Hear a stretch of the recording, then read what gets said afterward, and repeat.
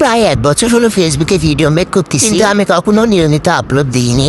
সংসারের কাজ করে কেন জানি আর ভালো লাগে, যেদিন ভালো লাগে সেদিন ভিডিও আপলোড দিই। তোমরা জানো ফেসবুকে আগের মতো ইনকাম নাই। একটা কথা বলতে চাই, এখানে আমি কখনো টাকা ইনকামের আশায় আসিনি। আমার যখন ভালো লাগে, আমার যখন সময় হয়, তখন আমি ফেসবুকে ভিডিও পোস্ট করি। তোমাদেরকে একটি কথা অবশ্যই বলতে চাই, মানে কখনো ফেসবুকে ইনকামের আশায় আসবা না। আর যদি মনটা আসো, তাহলে কখনোই হতাশ হবে না, কারণ এই প্ল্যাটফর্মটা এমন, এখানে তোমার পরিচয় দিয়ে তিলে তিলে বড় করতে। এখানে তুমি আসলা, এসে ভিডিও পোস্ট করলা, আর ভাবছো কিছুদিনের ভিতরে তুমি আয় করতে পারবা। এখানে আসতে হলে প্রচুর পরিমাণ ধৈর্য নিয়ে আসতে হবে তোমাদের, একটুতেই হতাশ হওয়া চলবে না। আর আমি কিন্তু এখানে শখে বসে এসেছি, আমার কেন জানি ভিডিও বানাতে ভালো লাগে। আর তোমরা তো জানো আমার 2টা বেবি আছে, ছেলের বয়স 5 বছর চলছে, আর ছোট মেয়েটা 2 বছর 2 মাস। আমি যখন রান্না করি, ওরা কিন্তু অনেক দুষ্টুমি করে। তখন আমি রান্নাঘরে রান্না করতে আসি, তখন ওদের যত গুছানো খেলনা থাকে ওরা ফ্লোরে সব লন্ডভন্ড করে রাখে। আর এগুলোর মাঝেও আমি একটু একটু করে ভিডিও তৈরি করি। আর আমি যদি একটু একটু কষ্ট না করে ভিডিও তৈরি করি, তাহলে তোমরা দেখবা কি। আজ আমি রান্না করব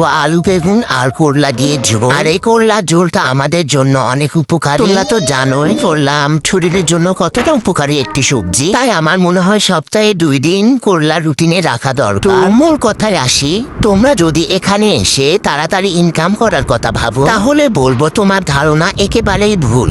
এখানে এসে সহজে তোমরা ইনকাম করতে পারবে। তাদের মতো আরো অনেক আইডিয়া আছে, তারা দেখো অনেক সুন্দর সুন্দর ভিডিও মেক করে, কিন্তু তারাও কিন্তু এখনো কেমন ভাবে কিছু করতে পারে। বলতে গেলে অনেক ধৈর্যের সাথে কাজ করতে হবে এবং নিজেদের ভিডিওর প্রতি গুরুত্ব দিতে হবে। আর কিভাবে ভিডিও তৈরি করলে অডিয়েন্স পছন্দ করবে সেদিকে লক্ষ্য রাখতে হবে। আর এখানে ভিডিও তৈরি করি ভালো লাগা থেকে।